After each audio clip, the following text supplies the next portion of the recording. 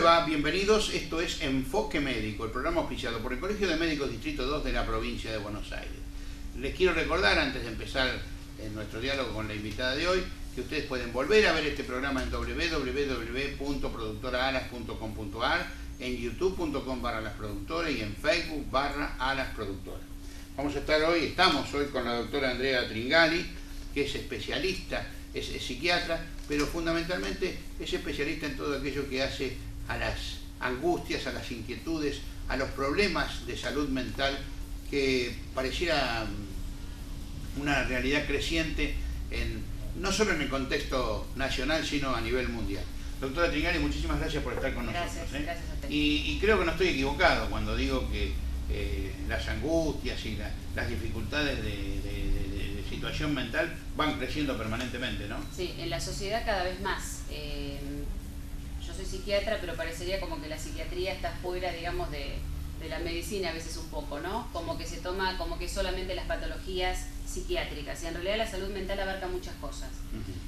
Por ejemplo, cuéntele a la gente. Sí, el insomnio, que es una de las dificultades más grandes que se ven actualmente, los trastornos de ansiedad, que no son específicamente patologías psiquiátricas como uno podría pensar en una esquizofrenia o un trastorno bipolar, sino son dificultades que padece la sociedad actualmente, como también las adicciones, que generalmente, si uno indaga un poco más, esas adicciones tienen que ver con una automedicación muchas veces del paciente, o no se han tratado las patologías de base como la depresión, y que desembocan en un alcoholismo, por ejemplo.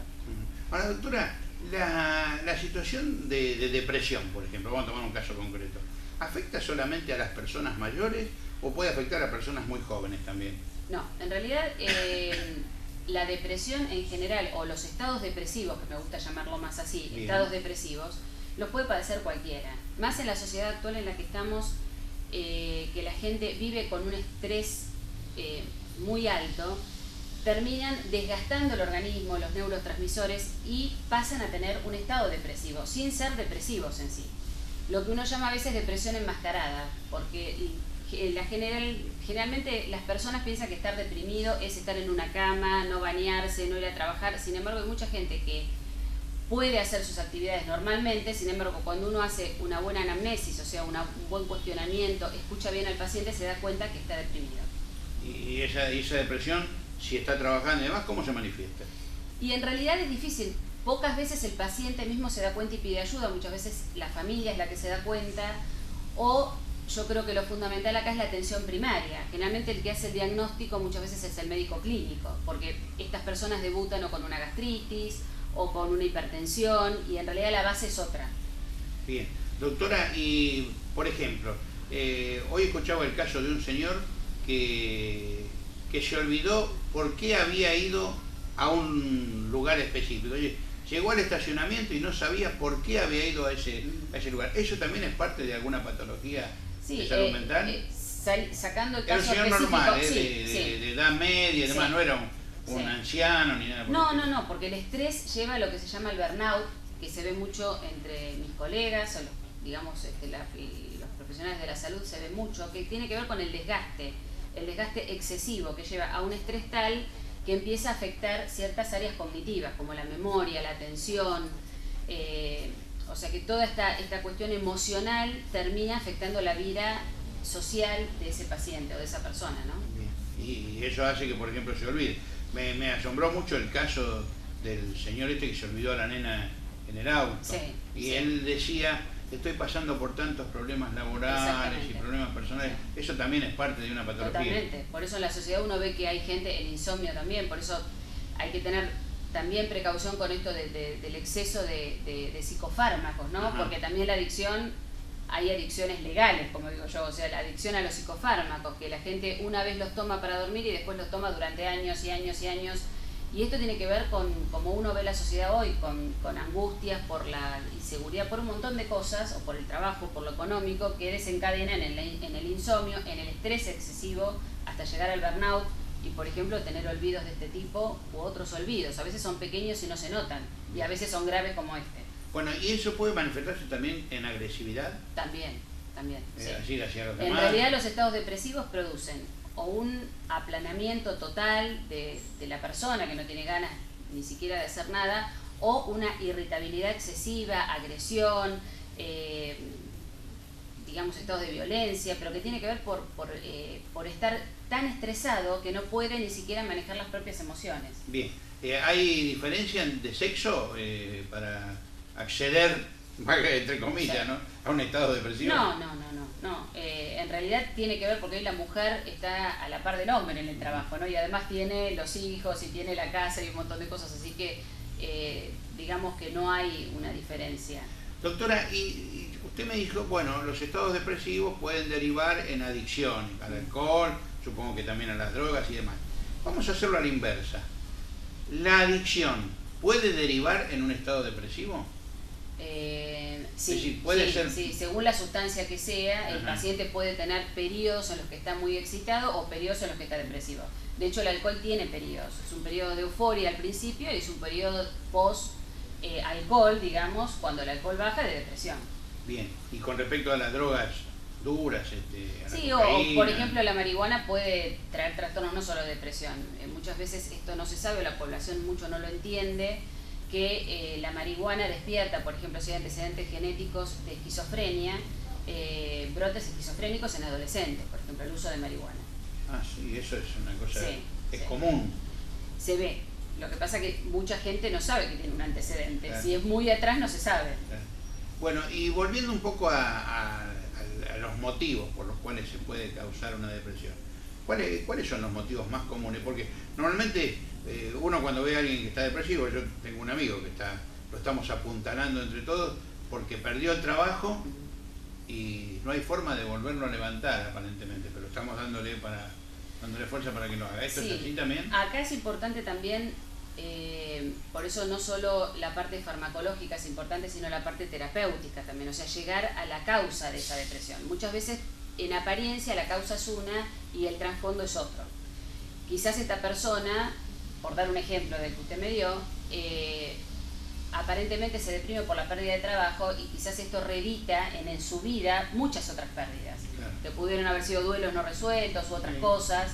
Una de las cosas que dijo él fue, a mi papá se le pasó exactamente lo mismo. Bueno, o sea que él vivió, está viviendo ahora lo que vivió cuando era chico. Claro. Entonces estas cosas llevan a un estado depresivo que en realidad, si uno ve, el problema actual no es tan importante como para que llegue a ese estado depresivo, pero si el problema actual reedita cosas anteriores, sí. Bien, y ahora vamos a hacer una diferenciación de edad. Usted me decía que bueno, los estados depresivos no son privativos de los mayores, pero normalmente, y en el caso de los hombres en particular, cuando el hombre ve declinar sus funciones masculinas, ¿también puede entrar en un proceso depresivo? Sí, también.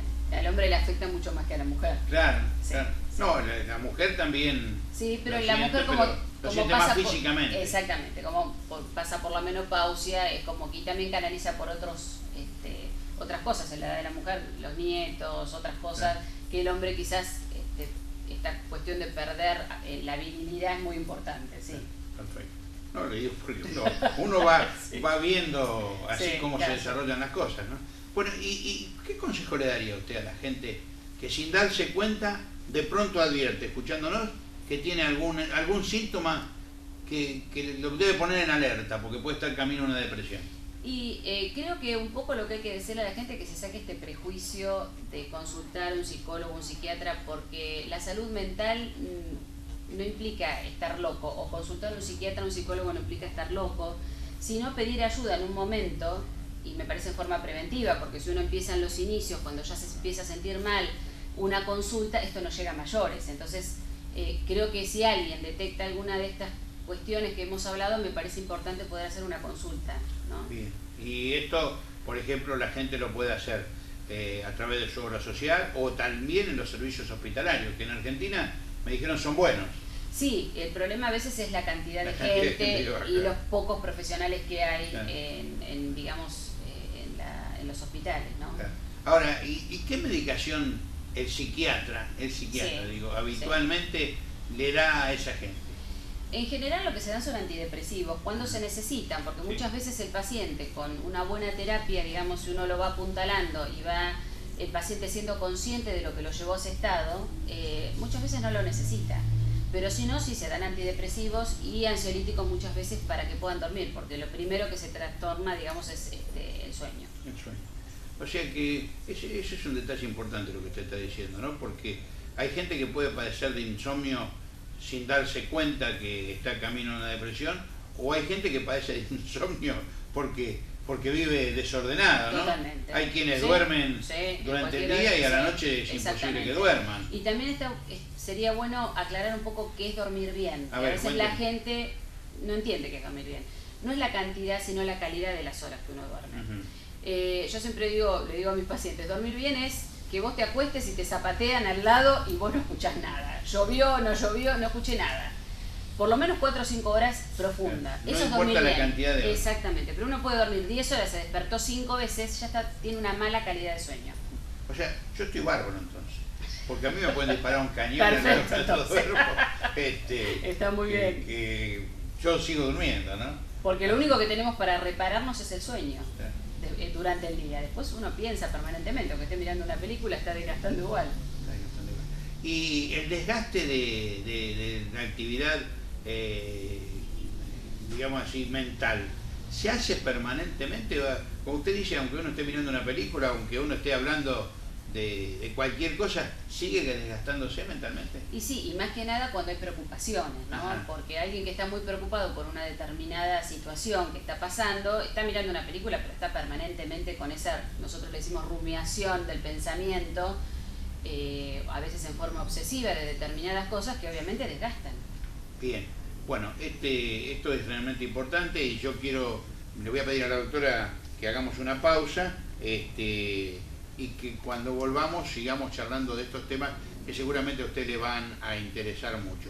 Quiero recordarles que ustedes pueden volver a ver este programa en www.productoraalas.com.ar, en youtube.com/alasproductora, en Facebook /alasproductora, y un resumen de lo que aquí hablamos en el periódico En la Mira, cuyos 5.000 ejemplares se distribuyen gratuitamente por toda la región. Estamos con la doctora Andrea Tringali, que es psiquiatra, y enseguida volvemos aquí en Enfoque Médico, el programa auspiciado por el Colegio de Médicos Distrito 2. En ciertos casos puede ser mortal. Los síntomas son fiebre sin resfrío, dolor detrás de los ojos, dolor de cabeza, dolores musculares y de articulaciones, náuseas, vómitos y cansancio intenso. Si presentas alguno de estos síntomas, no te automediques. Acércate al Centro de Atención Primaria de Salud CAPS más cercano a tu domicilio. ¿Cómo prevenirlo? Impedir la reproducción del mosquito transmisor. Para eso, evita tener sitios donde se acumule líquido. Cambia el agua de tus mascotas todos los días. Coloca mosquiteros en puertas y ventanas. Usa repelente sobre la piel expuesta y la ropa cada 3 horas. Para más información, ingresa a www.berazategui.gov.ar. Secretaría de Salud Pública e Higiene. Municipalidad de Berazategui.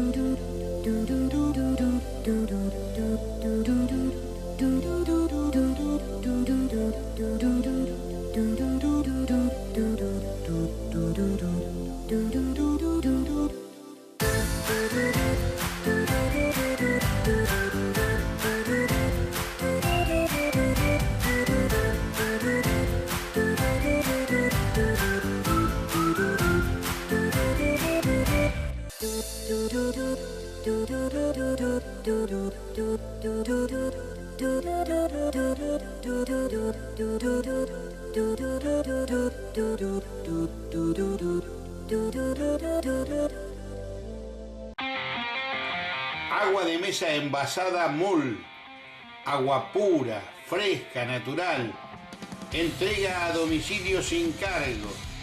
Pídala ya al 4223-4454 o 4215-5739. Disfrútela en su hogar, en su empresa, en la escuela, en un centro sanitario, en todos lados. Agua MUL, agua de mesa envasada, agua natural para todos los hogares.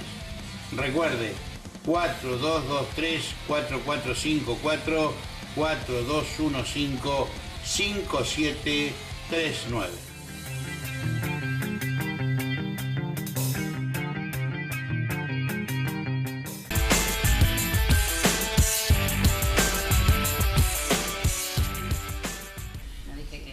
Continuamos en Enfoque Médico, este programa auspiciado por el Colegio de Médicos Distrito 2 de la provincia de Buenos Aires.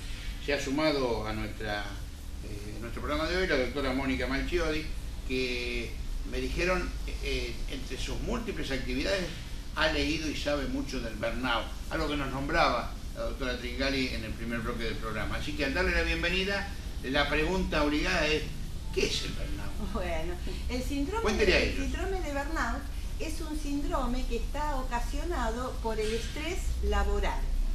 ¿Qué ocurre? Es un estrés laboral crónico que se va dando en el tiempo cuando llega un determinado momento que la persona ante ese estrés se quema.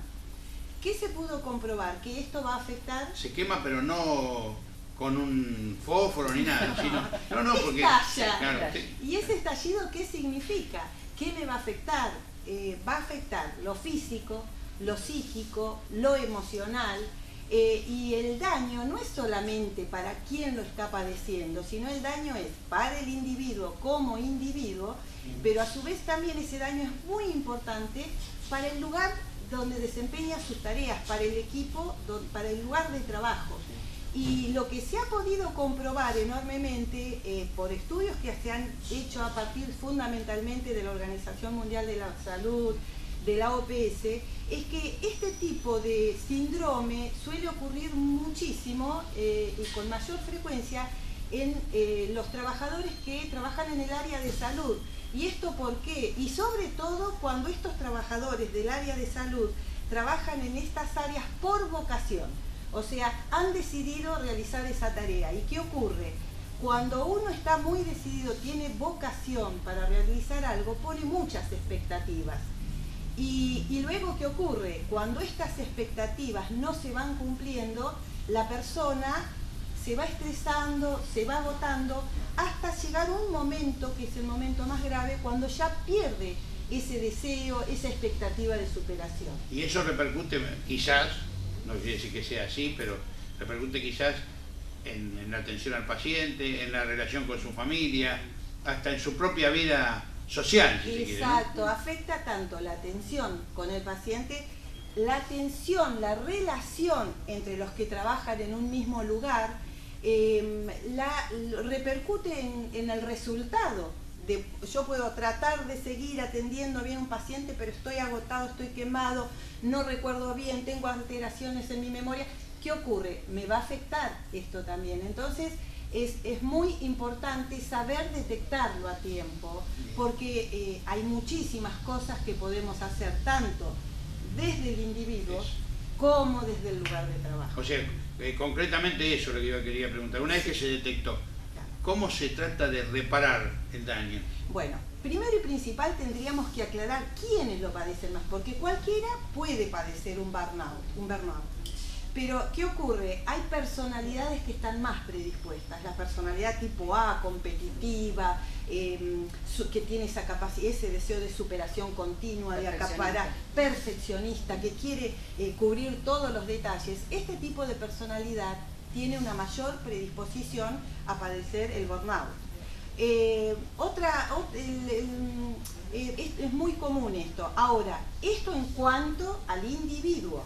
Pero después hay personalidades que no son tipo A y también padecen el burnout, pero por el ambiente, en gran parte por el ambiente, ya sea porque tienen una estructura en la cual no se les permite crecer, no se les permite desarrollar sus expectativas, puede haber incompatibilidad con sus compañeros de trabajo, pueden ser todos muy buenos pero ser incompatibles. distintos caracteres. Entonces, todas estas situaciones se nos pueden dar y nos lleva a padecer el síndrome. Ahora, es muy importante que quienes dirigen las instituciones, quienes están a cargo de grupos, sepan detectarlos, porque una vez que lo detectamos, que viene a la pregunta que usted hizo, tenemos dos cosas o dos lugares específicamente donde trabajar. Sobre el individuo, porque hay un viejo refrán que dice, si uno cambia, cambia el mundo. Sí. Entonces, ¿cómo voy a interpretar las cosas? ¿Cómo interpreto a mis compañeros mi lugar de trabajo? Eso por un lado, cambiar yo, tratar de trabajar sobre el individuo. Pero también es importantísimo trabajar sobre el ambiente laboral, ¿no es cierto? Sobre las relaciones laborales, cómo detectar la personalidad de quienes trabajan para ver, para que estas personas se superen, qué logros tienen que tener. O sea, es muy importante la detección y la preparación, tanto del ambiente como de las personas. Muy bien. Ténganlo en cuenta entonces y no duden en consultar a un profesional. Así que seguimos ahora conversando con las doctoras, con la doctora Macchiodi y con la doctora Tringali. Bueno, y usted, doctora, ¿qué le puede agregar a lo que decía la doctora Macchiodi?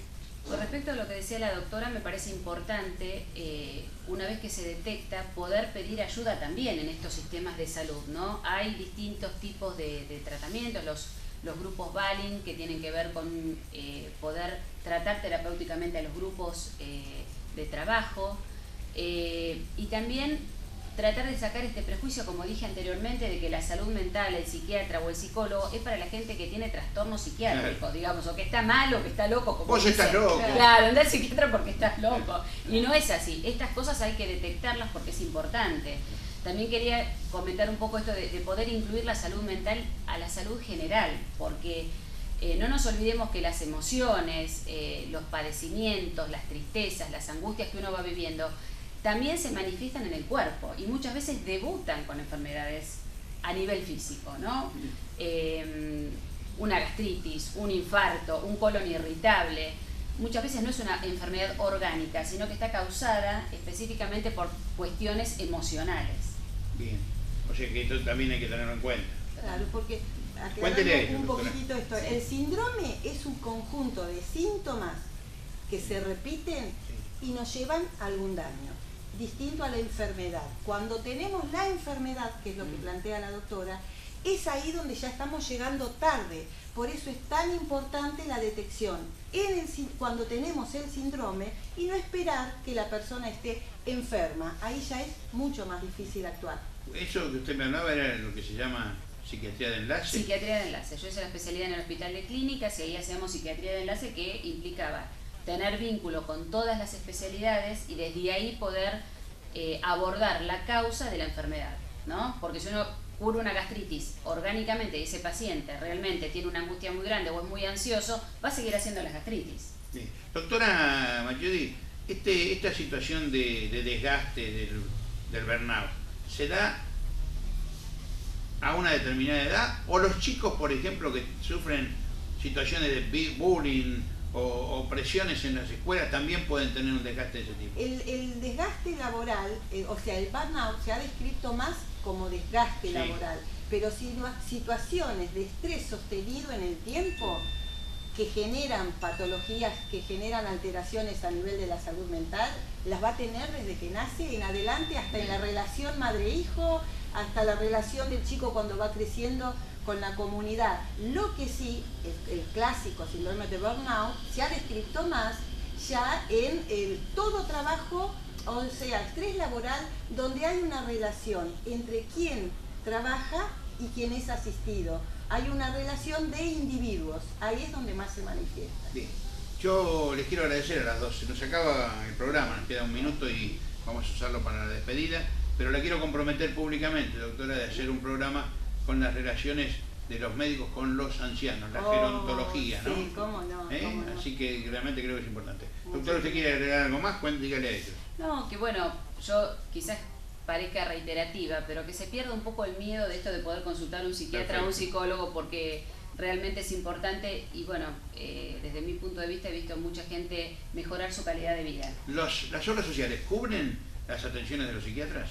En Es un realidad, detalle importante, sí, ¿no? es un detalle importante. Las obras sociales dan un cupo a los pacientes, o sea, 10 sesiones, y uno no puede determinar de antemano Claro. cuánto va a necesitar Claro, ese paciente claro. ser atendido. Claro. Creo que es bastante injusta la salud mental Pero- en las obras sociales. Pasa lo mismo que con la kinesiología.